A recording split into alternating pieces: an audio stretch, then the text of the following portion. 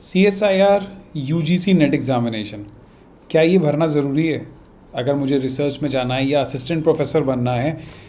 लोग इस एप्लीकेशन को तो भर देंगे मगर उसके बारे में अभी बहुत कन्फ्यूज़न है कि मैं JRF निकालूंगा, उसके बाद PhD करूंगा, PhD नहीं करूंगा तो JRF एक्टिवेट कैसे होगी, PhD नहीं करूंगा तो असिस्टेंट प्रोफेसर नहीं बन पाऊंगा। UGC JRF निकालूं, सिर्फ नेट निकालूं, नेट LS निकाल लूँ तो क्या प्रॉब्लम आएगी? चलिए तो आज इसको डिस्कस करते हैं कि जो नोटिस आया है आपको क्या इंपॉर्टेंट चीज़ें पॉइंट दिमाग में रखने हैं बिफोर फिलिंग दिस फॉर्म।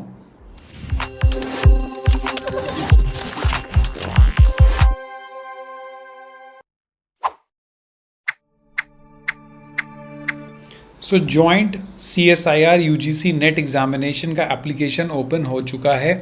मतलब ये है जॉइंट CSIR UGC नेट। एक होता है UGC नेट, एक होता है CSIR UGC नेट। दोनों में डिफरेंस क्या है, कौन इसको देगा, क्यों देना है, कौन एजेंसीज को फंडिंग करेगी, एक्सेट्रा एक्सेट्रा। देखिए पब्लिक नोटिस को अगर मैं जल्दी से देखूं तो ये जो NTA हमेशा NTA ही कराती है, और CSIR UGC नेट और जो UGC नेट है दोनों में डिफरेंस ये है कि CSIR जो है वो साइंस वाले जितने भी सब्जेक्ट्स हैं उससे रिलेटेड जितने स्टूडेंट्स हैं वो इस एग्ज़ामिनेशन को देते हैं, और जो ह्यूमैनिटी से रिलेटेड सब्जेक्ट्स हैं, आर्ट से रिलेटेड सब्जेक्ट हैं, वो देते हैं UGC नेट। ऑल्दो CSIR की भी फंडिंग कई लेवल पे UGC करती है, बट दोनों का डिफरेंट एग्ज़ामिनेशन है, डिफरेंट मेथड है, बट NTA ही कंडक्ट कराती है। देखिए अगर CSIR UGC की बात करें तो chemical science, earth, atmospheric, ocean, planetary science, life sciences सारे सब्जेक्ट आते हैं, zoology, botany, physics, chemistry, mathematical science, physical science. ठीक है, तो इसका एग्जामिनेशन का लॉगिन आ चुका है अगर आपको इसको देना है। अब ये जॉइंट क्यों है? क्योंकि दिसंबर 2022 और जून 2023 का जो सेशन है वो एक साथ हो रहा है। कब होगा अभी फ़िलहाल आपको तो एक साथ होने का फ़ायदा क्या है, इसमें नंबर ऑफ सीट्स ज़्यादा होंगी। जितने लोग को वो लेता था अभी डबल हो जाएगा, बिकॉज 2 सेशन का जॉइंट हो रहा है ये। ठीक है, अब 10th ऑफ मार्च से ये एप्लीकेशन ओपन है, आप सबमिशन स्टार्ट कर सकते हैं और 10th ऑफ अप्रैल तक ये लास्ट डेट रहेगा। लास्ट पेमेंट डेट भी वही है।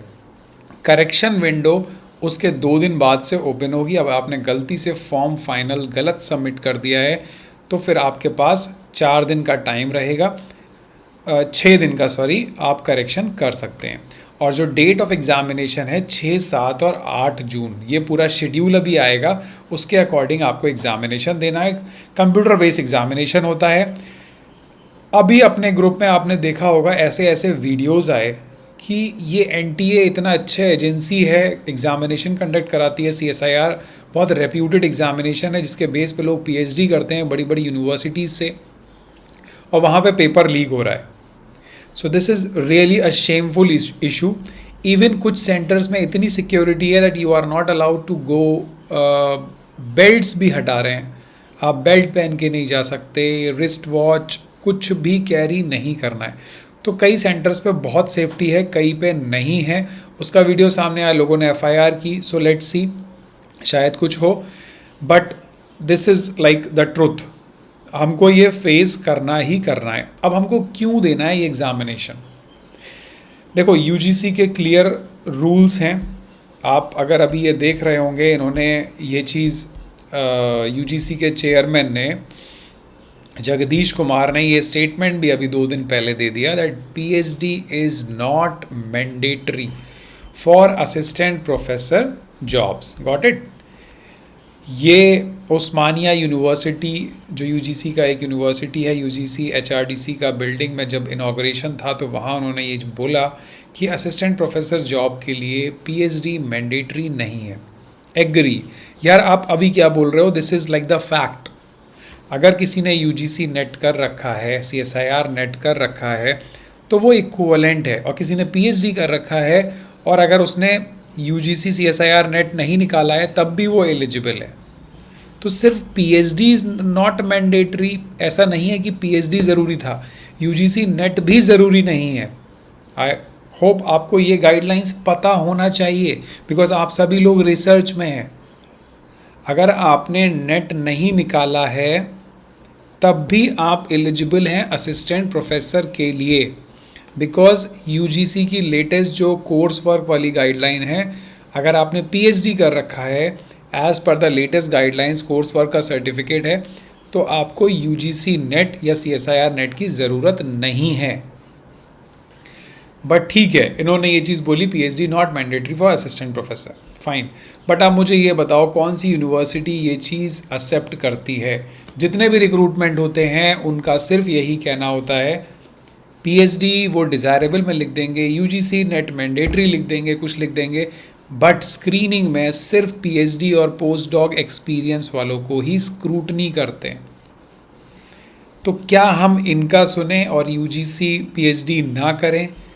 ऐसा पॉसिबल नहीं है। इसीलिए हमको ये CSIR UGC net examination qualify करना बहुत ज़्यादा ज़रूरी है। आप पीएचडी कहीं से भी कर लो, प्राइवेट यूनिवर्सिटी से कर लो, स्टेट यूनिवर्सिटी से कर लो, यूजीसी अप्रूव्ड यूनिवर्सिटी से करना है आपको। और अगर आपने एलएसबी क्वालिफाई कर लिया then it is well and good for your career. This is very important, I am telling you. मैं इसका बुलेटिन देख रहा था, एलिजिबिलिटी क्राइटेरिया देख रहा था, तो कई लोग ऐसे हैं कि जो एलिजिबल भी नहीं हैं वो लोग भी फॉर्म भर सकते हैं। मैं आपको दिखाता हूँ एक एलिजिबिलिटी, एंड वो लोग सिर्फ फेलोशिप के लिए फॉर्म भरते हैं।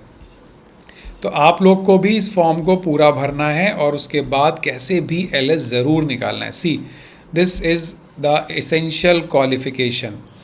BE, BS, BTech, B Pharma, MBBS final year students are eligible to apply for fellowships only. These candidates will not be eligible for lecturership or assistant professorship. आपको ये चीज़ समझ आ रही है? मैं इसीलिए बोल रहा था कि ऐसा नहीं है कि आपने नेट नहीं निकाला तो आप असिस्टेंट प्रोफेसर नहीं बनेंगे। दोनों चीज़ें अपने आप में अलग वेटेज रखती हैं। तो एटलीस्ट नेट एलएस निकाल लीजिए, उसके बाद पीएचडी आप कहीं से भी कर लेंगे, दैट इज़ परफेक्ट। क्योंकि बी फार्मा के स्टूडेंट्स ने जेआरएफ निकाला है और फेलोशिप ली, मगर उसके बेस पे उनको असिस्टेंट प्रोफेसरशिप नहीं मिलेगी। So this is my question. सो ये प्रॉस्पेक्टस है। जेआरएफ की मैक्सिमम एज लिमिट आपको पता होना चाहिए, 28 ईयर्स कर दिया है। कैटेगरीज़ के लिए रिलैक्सेशन है, सो प्लीज़ बी केयरफुल। अगर आपको फेलोशिप चाहिए तो आप एज लिमिट चेक करनी है, बट आपको सिर्फ लेक्चररशिप चाहिए, एलएस चाहिए, तो कोई एज लिमिट नहीं है। 30, 40, 50, 60, 70, 80, 100, आप किसी भी एज ग्रुप के हों, आप एलएस क्वालिफाई करेंगे और आपको सर्टिफिकेट मिलेगा। सो यही सब कुछ इम्पॉर्टेंट पॉइंट्स थे। ये मेरे को आप लोग को आई गेस पता होगा और ये बहुत इम्पॉर्टेंट है। इसमें सबसे ज़्यादा कैंडिडेट्स मिस्टेक करते हैं कि पैटर्न ऑफ क्वेश्चन एग्जामिनेशन। देखिए जो पैटर्न है ABC 3 पार्ट हैं और 3 पार्ट में जो आपको मैक्सिमम क्वेश्चन अटेम्प्ट करने हैं वो है 15, 35 एंड 25। यहाँ 20 में से 15 कर रहे हैं, तो देखो आपको क्वेश्चंस एक्स्ट्रा पढ़ने पड़ेंगे 5, यहाँ पे भी 5 और यहाँ तो और ज़्यादा। सबसे टिपिकल सबसे टफ होता है पार्ट सी, और पार्ट सी में 60 क्वेश्चंस हैं। आपने एक पढ़ा नहीं आया, दूसरा पढ़ा नहीं आया, तीसरा पढ़ा नहीं आया, तो आपको क्वेश्चंस पढ़ने पड़े। तो बहुत ही पेशेंस चाहिए, कॉन्सेप्ट्स क्लियर होने चाहिए। पार्ट सी के लिए बहुत टफ होता है, नेगेटिव मार्किंग भी है। सो इसीलिए ये चीज़ें ध्यान रखिएगा कि मैक्सिमम अटेम्प्ट कितने करने हैं, उससे ऊपर नहीं करने हैं। अदरवाइज़ आपके पहले 15, पहले 35 या पहले 25 क्वेश्चंस को ले लिया जाएगा, रेस्ट को छोड़ दिया जाएगा। सो दिस इज़ प्रोस्पेक्टस। भरने से पहले डिटेल पढ़ लेना। अगर किसी को कुछ भी डाउट नहीं समझ आ रहा होगा so please let me know, discuss on the Telegram group.